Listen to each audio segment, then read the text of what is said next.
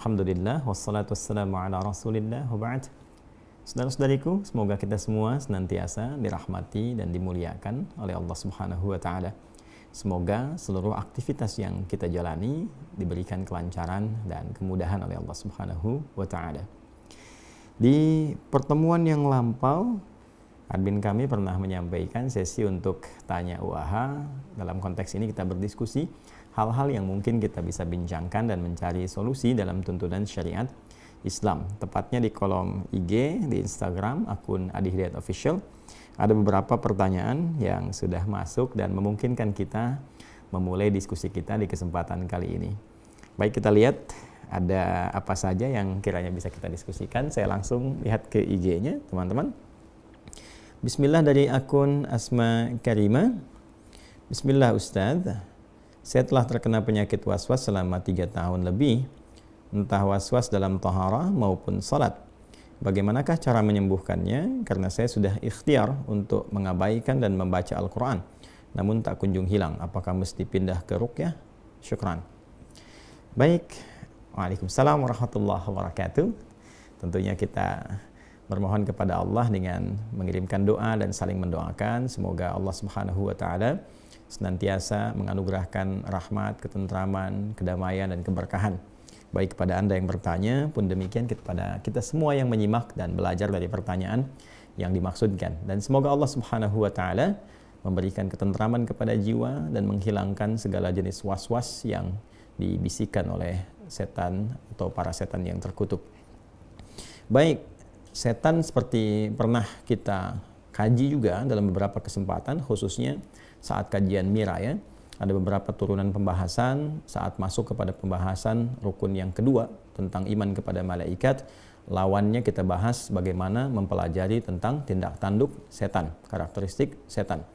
Karena menariknya malaikat disebutkan 88 kali dalam Al-Quran, berbagai karakternya, kemudian juga support kebaikannya, bagaimana kita meneladaninya sampai mendekati karakteristik-karakteristik dan kemuliaan yang melekat pada malaikat itu.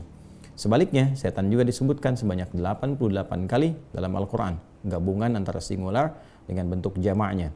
Di sini teman-teman sekalian, ada yang menarik bahwa dari karakteristik setan yang sering ditampilkan dalam menggoda kita, memberikan was-was dalam kehidupan, alladzi yuwaswisu fi sudurin nas, ada 9 jenis setan yang dipopulerkan oleh para ulama. Dan terkait dengan pertanyaan Anda ini, ada yang dikenal dengan nama walhan, sering juga dikenal dengan setan pembisik atau pemberi was-was dalam wudhu khususnya, atau segala yang bergantung kepada air sehingga dia memberikan bisikan-bisikan yang berpotensi bagi para manusia menghambur-hamburkan atau boros dalam menggunakan air. Dalam bahasa Arabnya itu tabdzir, orangnya disebut dengan mubadzir. Karena itulah orang-orang yang mubadzir menggunakan sesuatu yang sia-sia atau banyak menggunakan sesuatu yang tidak bermanfaat, yaitu disebut dengan orang-orang mubadzir. Dan menariknya, Al-Quran menyifati orang-orang mubadzir ini dengan sifat teman karibnya setan atau dekat dengan setan. Innal mubadzirina kanu ikhwana syayatin. Dan para mubadzir itu, orang yang menyia-nyiakan sesuatu, itu disebut oleh Al-Quran adalah sebagai kawan-kawannya atau dekat dengan bisikan-bisikan setan atau memenuhi godaan-godaan setan. Dalam wudhu ini, terkadang setan memberikan was-was ya kepada kita yang berwudu supaya lupa dalam keadaan berapa kali kita sudah membasuh. Kemudian bahkan ada orang yang sudah berwudu bahkan diberikan was-was sehingga lupa bahwa dia telah berwudu, sehingga berwudu lagi, dan puncaknya adalah tidak mampu berhemat dalam menggunakan air atau boros dalam menggunakan air wudu. Nah, bagaimana solusinya? Allah Subhanahu wa Ta'ala yang pertama memberikan kepada kita satu ajaran, satu petunjuk di Quran surah ke-23. Silahkan dicek ya, Al-Mu'minun di ayat ke-97 sampai dengan 98. Ya, di situ kita diajarkan bermohon, berdoa kepada Allah Subhanahu wa Ta'ala dikala ingin mengerjakan sesuatu, terutama khususnya ketika ada was-was yang dirasakan. Ya, qala, kemudian hamba itu bermohon berkata pada Allah Subhanahu wa Ta'ala, Rabbi a'udzubika min hamazatis syayatin wa a'udzubika Rabbi ay yahdurun.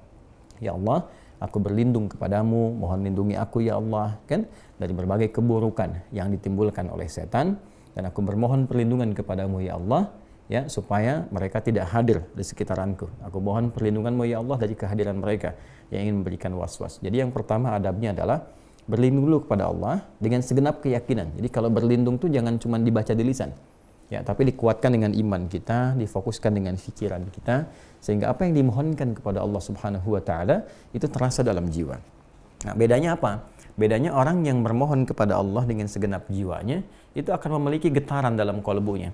Getaran inilah yang menggerakkan kepada bagian tubuh kita untuk merasakan kehusyuan, sehingga dari situ timbul motivasi. Ya, motivasi kuat untuk mempertahankan kebaikan dan juga pada saat yang bersamaan mencegah berbagai keburukan, termasuk melawan bisikan-bisikan setan. Itu yang pertama.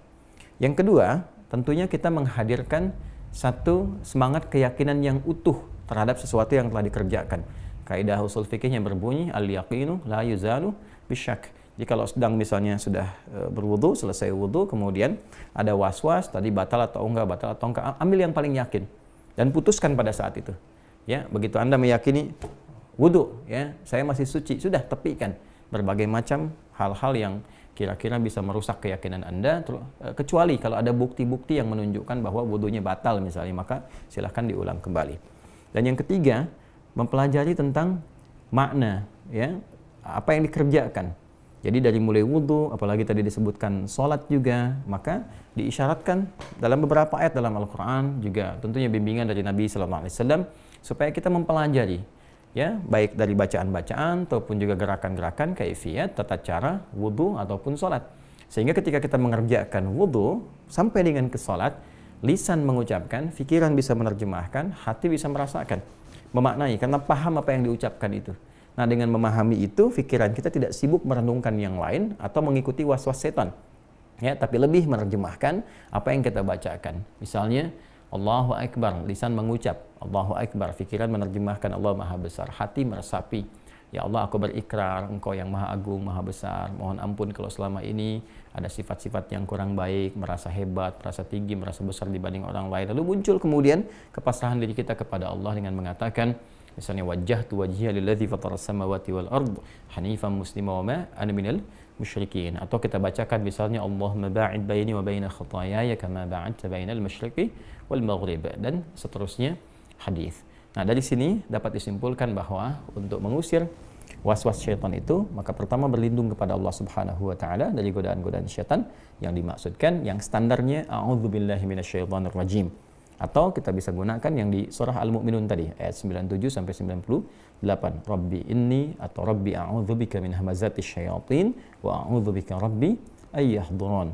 Atau kita bisa bacakan misalnya surah-surah tentang perlindungan, bisa bacakan Al-Falaq, bisa bacakan An-Nas misalnya, dan spesifik di An-Nas itu kan ada ayat yang memohon perlindungan kepada Allah dari was-was syaitan secara langsung, alladzi yuwaswisu fi sudurin nas minal jinnati wan nas. Yang kedua, mohonkan perlindungan itu dengan segenap jiwa kita, segenap keyakinan kita. Jadi jangan sampai cuma lisannya yang bermohon tapi hatinya tidak mengikuti itu. Maka kuatkan dengan keyakinan pada jiwa sehingga apa yang kita mohonkan terasa getarannya pada seluruh bagian tubuh kita. Yang ketiga, ambil yang yakin apa yang kita kerjakan dan lupakan yang diragukan itu, segera tepikan, hilangkan, sehingga dengan pertahanan yang kuat ini, dengan meyakini sesuatu, aspek-aspek yang diragukan akan cepat terhindar dari apa yang sedang kita rasakan. Dan terakhir, berusaha untuk mempelajari dengan baik kaifiyat, tata cara, baik bacaan ataupun gerakan, baik dalam wudhu ataupun salat, sehingga apa yang kita kerjakan, bacakan dalam lisan, lakukan dengan anggota tubuh kita, diiringi juga dengan pikiran kita yang mengikuti bacaan itu dengan menerjemahkan, hati kita yang mengikuti bacaan dan pikiran dengan merasakan.